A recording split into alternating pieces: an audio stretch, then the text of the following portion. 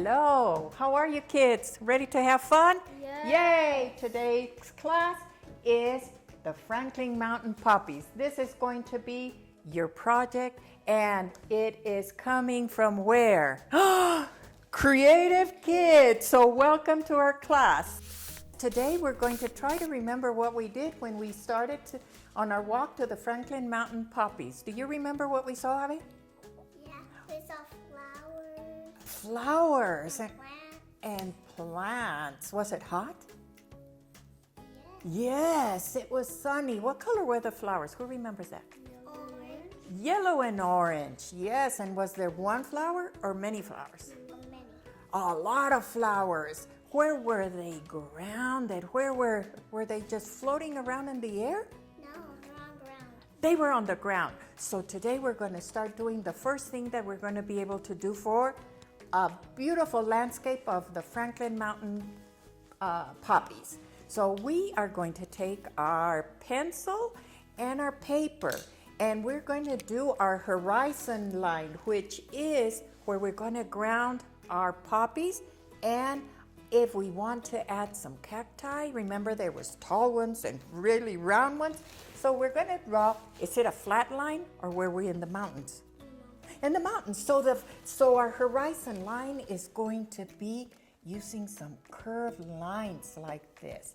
So if you want to go ahead and start on your paper and give it some space on the top and some space on the bottom so we can put poppies on the top and on the bottom.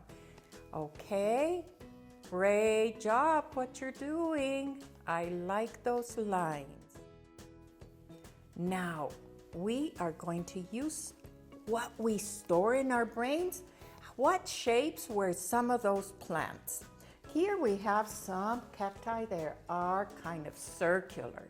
We could add some of those. Cactuses. Cactuses, okay. Some people call it cactuses, other people call it cacti. So very simple lines. We're going to do some circles maybe, or we can even do one of our famous cactus that has how many points? A lot. So go ahead and do some of those. Who remembers how many petals did the poppies have? 3. 3. Some of them had 3, some of them had 4. So look up to the board and see how we're going to make some of our poppies. And we're not going to put stems. We're going to let them like they were in the wind. So here is 1 petal, 2 petals, 3 petals, 4 petals. Or we can do one where it's open. And we can do 1, 2, 3, 4 poppies. 4 petals on our poppies. I can feel myself walking through the trails and looking at it. But now we are going to do something even colorful. We're going to start adding color to our landscape, okay? We are going to use something that we always throw away. What happens when you sharpen your pencil? What is left in here?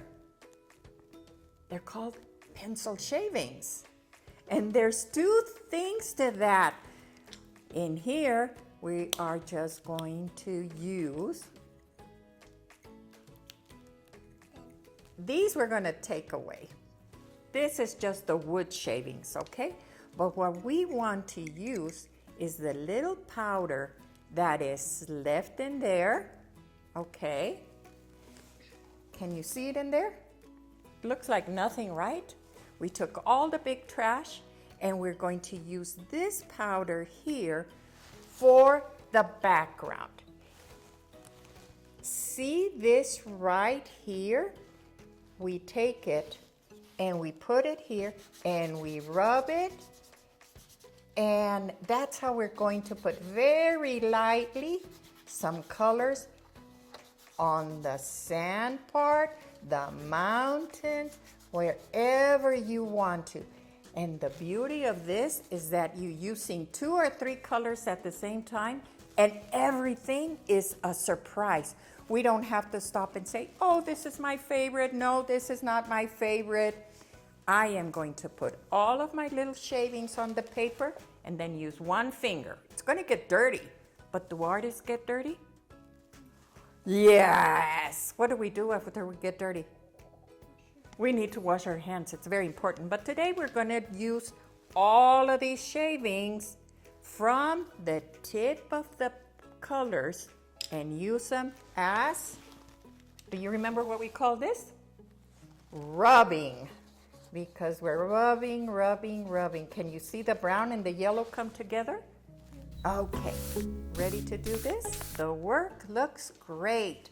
We have to define a little bit of our horizon line right here. You have a different horizon line that right here.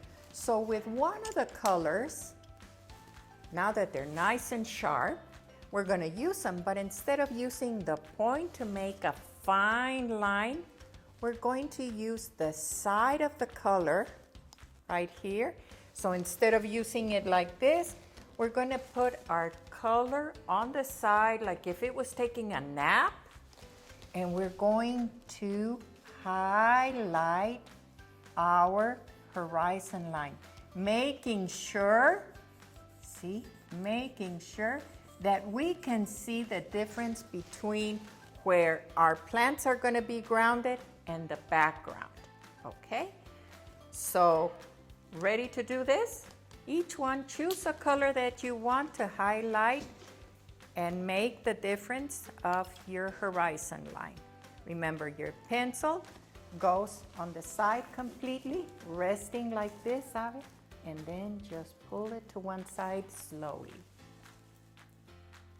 You might want to put a little bit of pressure on the point, especially if you have a light color, so you can really put some pressure on that first part of your color. Who likes green? I like green. Should we make green cactuses or should we make purple cactuses, or what color? Green. Okay. Do you know there was, when I went up to the mountains, I don't know if you realize that the cactus are like the strong ones there, right? We're kind of afraid to step on them because they have what? Pointies. Thorns, picos, pointies, picos, whatever we want to call them, right? They're rugged. So guess what? We want to make our cacti look rugged.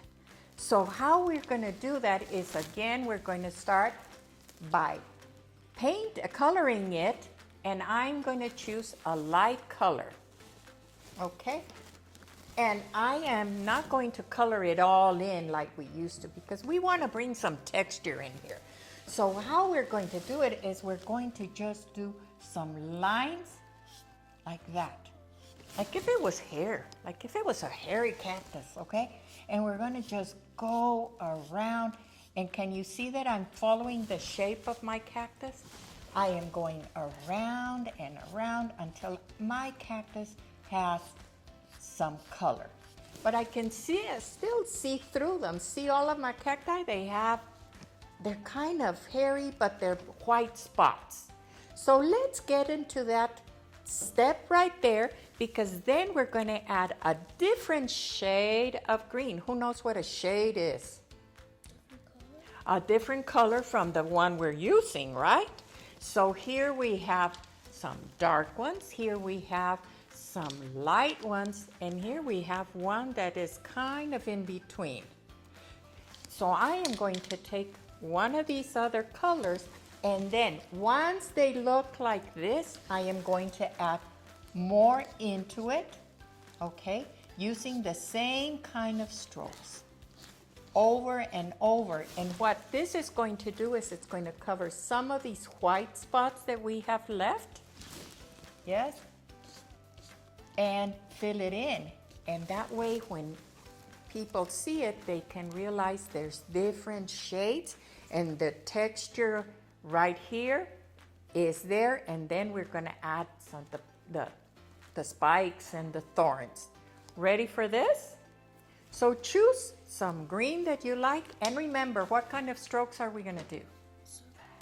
Well, if you have a circle, they're going to be curved lines. But if I would have had this one right here, I would use the same thing, but following the shape of the image that I have created. Like this, okay? Follow. We're not doing up and down and filling the space. We're just doing lines that is going to give my cactus some personality of a rough guy. Ready? Go for it.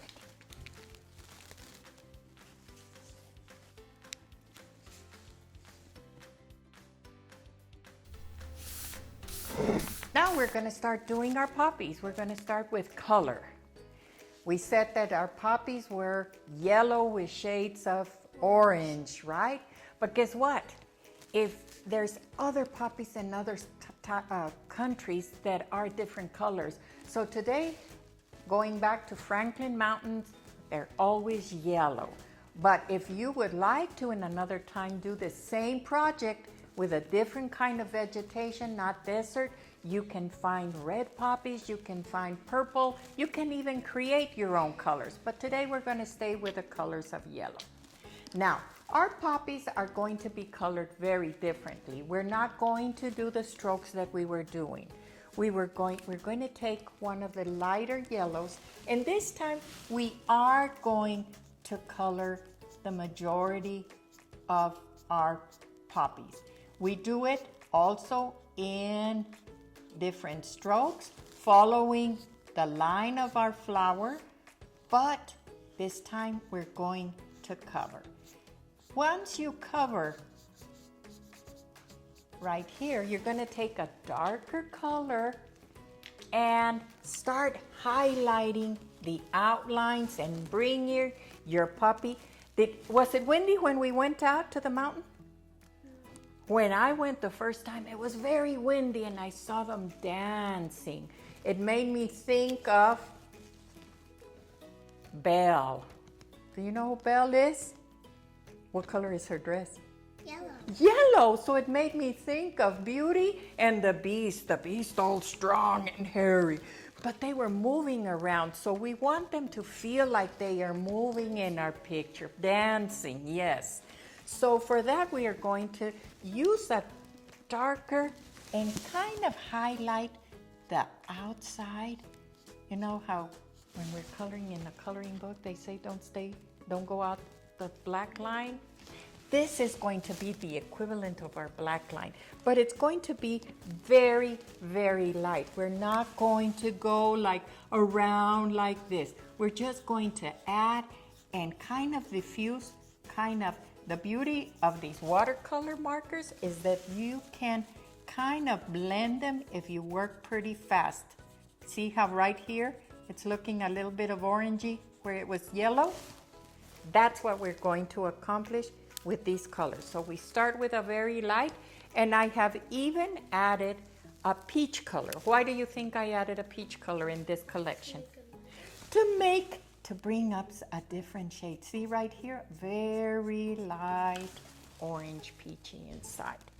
Ready for this? Okay, here you go.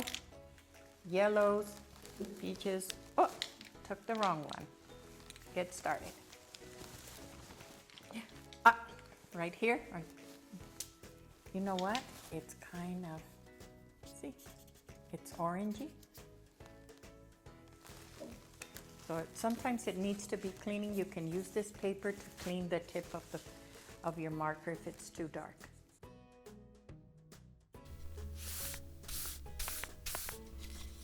You have done a great job. I love the way you did petal by petal. That means that you are very in tune with your landscape. Now we're going to do the last thing, okay?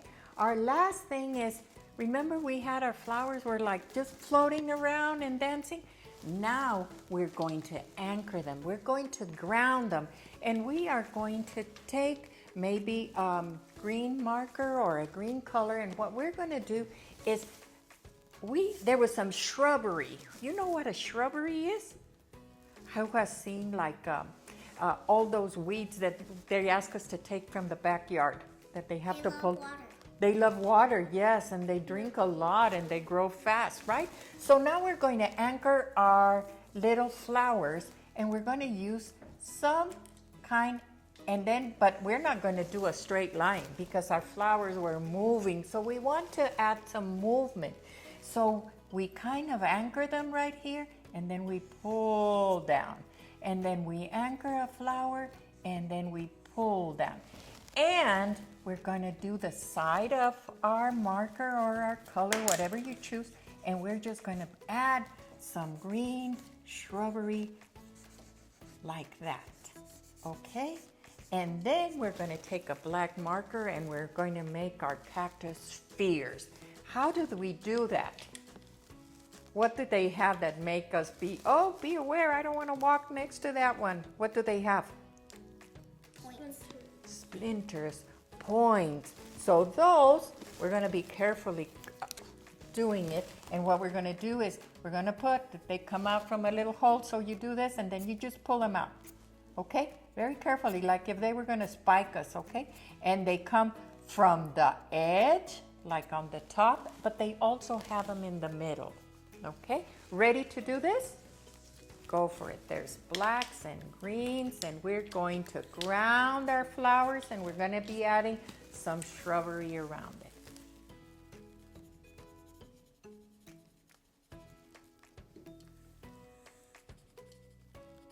Yeah, and then you pull it. Yes, they're free. They're going. They're not with a stick. Yes. Now add some. Oh, that one is missing. Oh, I'd be afraid of that cactus. It's really spiky there. Always start from the bottom. Remember, your plants grow from the ground up. So when we're doing this, we start from here up. And you can change greens. That way you give lots of different shades and tones of green to your landscape.